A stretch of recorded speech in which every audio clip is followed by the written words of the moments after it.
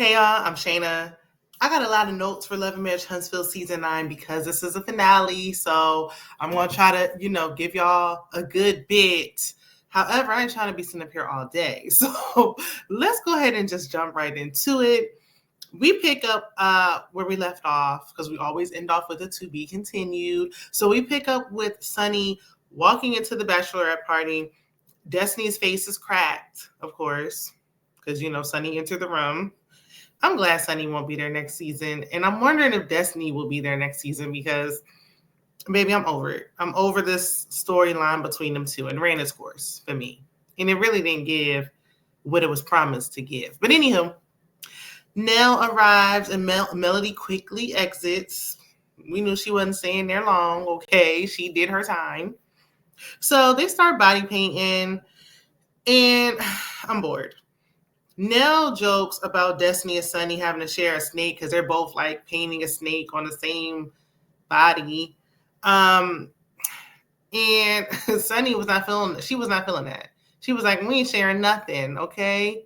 He's mine. She may have had him once, but I got him all the time, even though he's in prison right now. Anywho, so Sunni then tells Tisha, like to the side, but out loud, that Destiny goes on podcasts weekly talking about them, like talking about Sunni and Moses, and she just won't keep their name out her mouth pretty much. So Destiny stops in or chimes in, and Sunni's like, you should stop talking about it. Like, stop talking about us. And she's like, I ain't got to stop talking about nothing. I, too, would prefer if Destiny stopped talking about it. It's old now. The lady's married to him. Was Sunni wrong? Yes. Was Moses wrong? Yes. It's done. It's done. Because after a while, it is going to come across like you can't let it go. And that's not good. Like, let it go. It's not worth talking about. The man's in prison. Anyway, so, but you know what? I will say this. If Destiny didn't discuss them, what else would she discuss? Because she already said her and Lamh's situation isn't serious. What else would she really talk about? She should be talking about Madani, but she's not. What else is going on? Probably nothing. So she got to, kick up dust to stay on the show. I want to know why she was getting arrested for scamming. What's going on with that food stamp situation. I want to know about that. Give us something else. So Destiny said Sunni had implied that Destiny doesn't know who her child's father is. And she brought up some pictures with some Mari paternity situation. Now, Sunni did that. That was low. That was low. She said she prays Sunni gets an opportunity to have a child. I know that's dumb. Because Destiny was like, you talking about my child. And Sunni was like, I ain't talking about your child. How do y'all feel? I hate when a child's brought up. Somebody might be talking about someone's bad parenting or something. It's like, you're talking about my kids. Like, no, I'm talking about you. But in this situation, it was completely uncalled for Sunni to bring up Destiny's son. So, yeah. Now Destiny going to keep her foot on her neck. Now, Destiny mentions dog walking Sunni. And then, she brings up Moses being in jail. Y'all are literally arguing about a jailbird. And you could be like, I'm not arguing about him, but I mean, it really boils down to him. Like, he's the main issue and reason y'all have this beef. And just please. Now, me personally, I do think Destiny probably would have dog walked Sunni because she's more mad about the situation. Like, I feel like she's so mad that she may actually dog walk her because she's so upset. But who do y'all think, hypothetically, even though these grown women shouldn't be fighting, but if they did, who do y'all think will win this fight? Leave it in the comments, please. And while we're here, don't forget to like, comment, subscribe, and share. I'm still trying to get remonetized and YouTube's still playing. So help your girl out by giving it a like and pushing this video out in that algorithm, please. And thank you.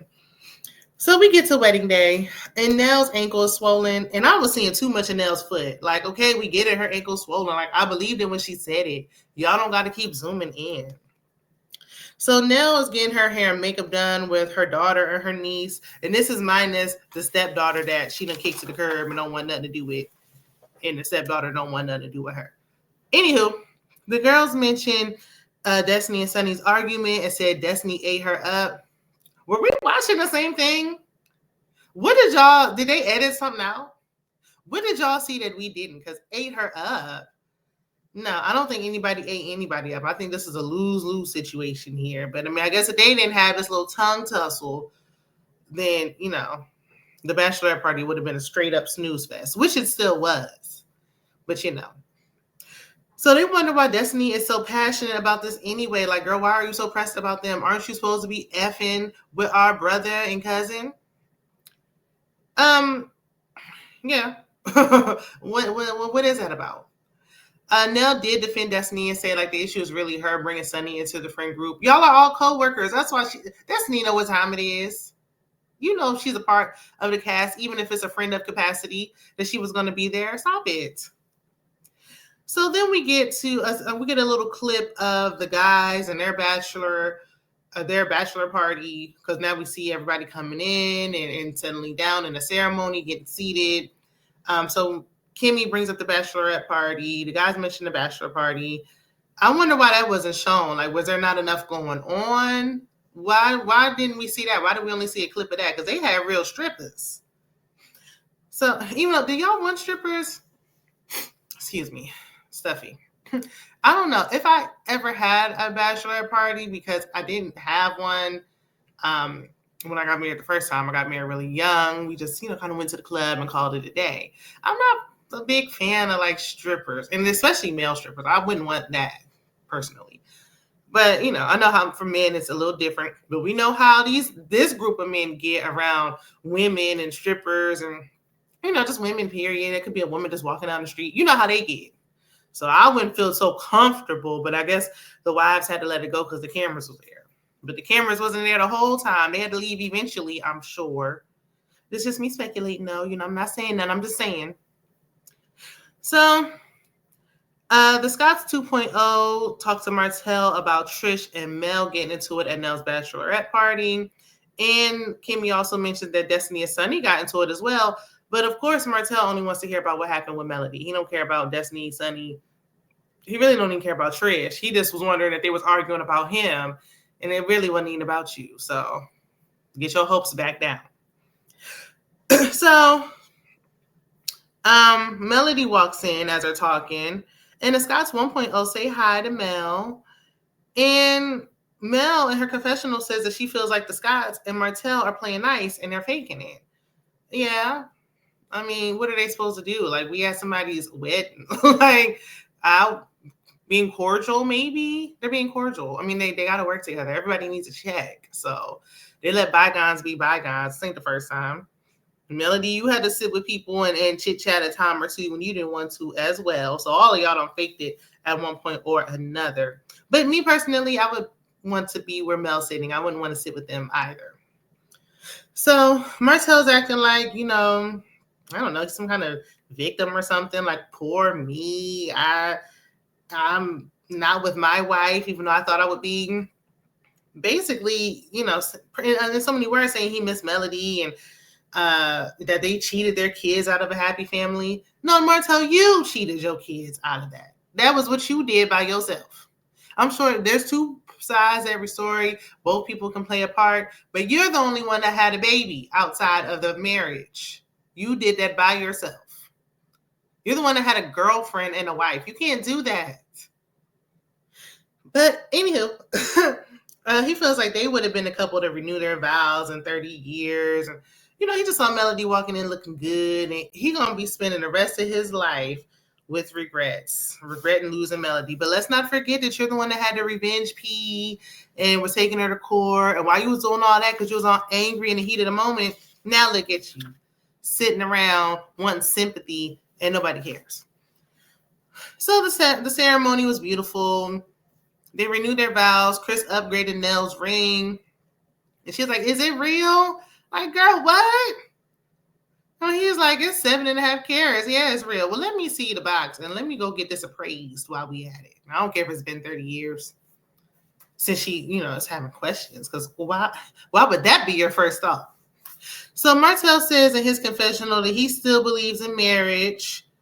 Regardless of what he's been through, he still feels he's deserving of love. What about your side piece that is trying to get bumped up the main? We don't know if she's the main now or not. Where's she at? Is she not a good contestant for marriage? Like, why are you acting like, oh, one day I'll meet the love of my life and I'll get remarried? What about the woman you had a child with? I guess she just doesn't qualify. But he wants a marriage where he can cheat in peace. And there's always a pick-me out there who will go for it. So afterwards, Tisha jokingly said that Nell is her mentor. And Nell was all happy, like, oh yeah, I appreciate Tisha saying that. Girl, she was playing. But she was like, yeah, I mean, matter of fact, we've been the longest married out of the bunch, so we could teach them a thing or two, or really everybody a thing or two. Couldn't teach me a thing or two. Me personally, I don't want you to teach me nothing. I don't want any type of suffrage going on. I don't want to have to endure infidelity to get to 30 years, okay? I don't want 30 years of trauma. Now, I know there's ups and downs, but accepting infidelity and finding out that I was your side chick and you was married when we got together should not be a part of it. But congratulations to them for the 30 years. So then we see Lance. He walked past a group of ladies. They're talking, Melody aside because she ain't chit-chatting with them. And, Kimmy was like, ooh, he being cold to Destiny. Like, what's the problem? So he walked back over and he says in front of them, because they were like, oh, your son's so cute. And Destiny says he's cute. And he was like, well, you think other people are cute too. He said that in front of the group. And then Kimmy like, oh, because I know how I like to pick up what people putting down and I can read the room and I know how to, like, Kimmy, here you go stirring up mess. So then we see a flashback because initially I was confused. Like, what are y'all talking about? Who else did she say was cute?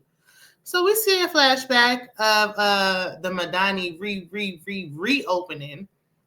And apparently Destiny made googly eyes at some security guard, according to Kimmy, because she made a big deal about it.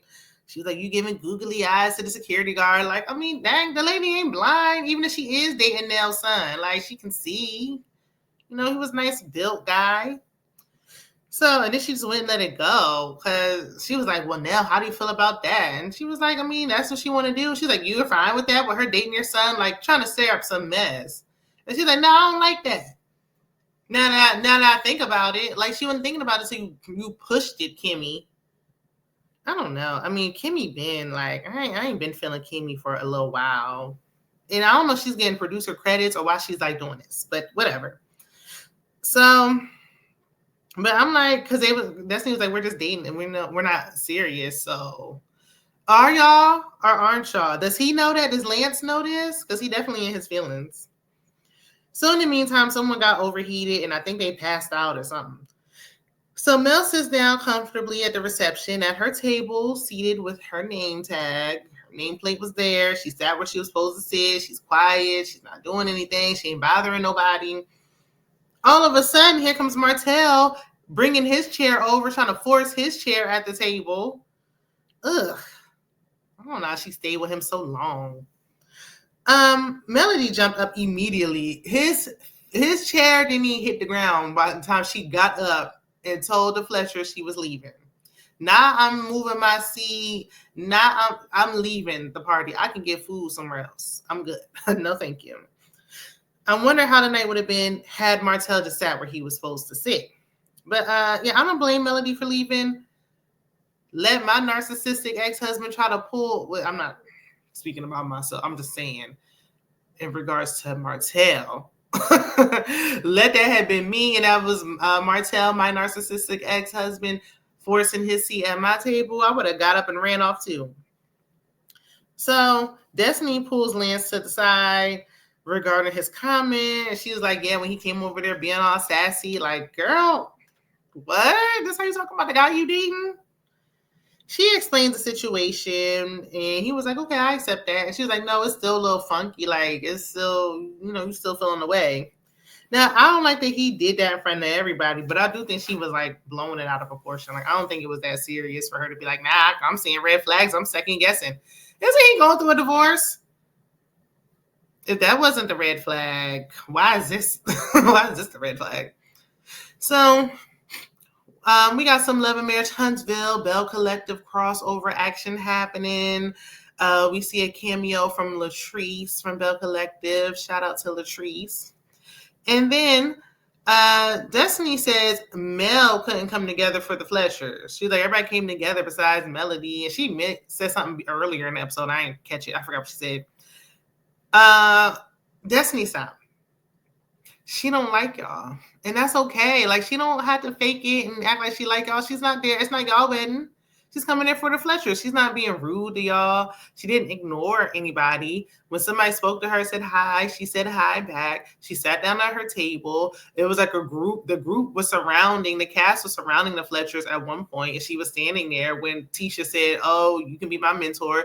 Melody was standing right there. So what are y'all talking about? Like, I am not a millimeter or nothing like none of the sort. But at this wedding, she ain't did nothing at all. Trish also made a shady comment about Mel earlier, talking about oh yeah, the party was better when the trash left. Like, ooh, girl. Nice seeing you, Trish. If we don't see you next season, I won't be surprised. So, and we the only reason I think we may is because they're the only ones bringing some new drama. But if we don't, I wouldn't be surprised about that either. I'm just saying. So Trish and Ken are at home in the next scene having a discussion. She's in the confessional with a blonde wig. She was at the wedding with a blonde wig. She loved her blonde wig. So Ken mentions that they haven't been together that long. They still getting to know each other. I thought y'all was together for 2.5 years. And according to Marquez, he said y'all was messing around longer than that, allegedly. How long has it really been? Because I'm tired of these guessing games when it comes to them and they lies. And why are you trying to marry her, Ken? If it hasn't been that long and you feel like you don't know her that well, then why are you trying to get married? So Kim mentions that she texted Marquez earlier on in the relationship saying she would take him back in a heartbeat. Excuse me? What? That wasn't the red flag for you? That wasn't enough for you to end it? That wasn't crossing the line? You forgave that? Like, I need to know why Ken was putting up with this. Like, what's the reason? Did she got dirt on you or something? Like, what's going on here? So, he also mentioned that Marquez is her ex-husband. Y'all know I just got to remind y'all every time that he is not her ex-husband. He's her current husband. They're still married. Okay? Still married. Shacking with somebody's wife. And I don't even care about the shacking, but it's shacking with somebody's wife. Like, goodness. Have you no coof? But anyway, Kim mentions her line about Martel as well. And he don't like that because he feel like, what was the point of the lie? Like, it was a dumb lie. Like, we weren't even together, so what was the point of lying? Like, the lie was just stupid. Because she didn't want to end up having to get confronted by Melody, what she did anyway, so it didn't matter. And it's like, girl, you lied, but then you felt away when Martel acted like he didn't know you. Either you going to play the game or not, honey. So she just keeps putting the blame on Ken, like, and why do you care? Yeah, it was before you. So, like, why are you pressed about it? Like not making it seem like he's a problem. I don't know. It's something about Trish that I just cannot get with. Because I don't like when men do that, and she don't get no pass either. I don't like when women do it. Like, she's playing, she's manipulative. So she's saying that those two men live in their house rent-free. Girl, it's not the two men. You're missing his point. And anybody else with good sense can understand and pick up what he's putting down. It's not the men that's the problem. And he says, you're the problem. It's because you keep lying. Your lying is a problem. You're a liar and it's a problem. You can't keep lying. Like, you're just a liar that like to lie. You the boy, like the boy who cried wolf. I can't believe nothing she said. So Ken gets heated. And he like, I'm done. Like, I pay for everything in here. I don't know if I like that because I feel like don't do nothing for me if you're going to throw it in my face when you get mad. Like, don't be throwing nothing up in my face just as you mad. Like, then don't do it then. But, I mean, he did say he feels like she respects people outside of the house more than she respects him. That's not a good sign. When the respect is gone in a relationship, it's really hard to sustain a relationship. He was like, when she's struggling, she can tell her kids why. I said, oop. But she's an engineer. Like, so why would she be struggling? Like, what's going on with your finances? If she has all this money, he paying for everything. Why didn't she just pay to get this divorce filed a long time ago? But anywho, he ain't gonna leave. So I feel like, what's the point of like making a big deal about this? You're not gonna leave. You're not going anywhere. You still talking about she your future Mrs. Which, where, in what universe? Okay, whatever. That's where the season finale ends. We get a preview for the reunion part 1. So hopefully it's good, because y'all know they like to make it seem all spicy, and then we watch it and it ain't all that. But y'all let me know what y'all think about this episode. Leave a comment. I'll respond, and I will see you guys in the next video. Bye.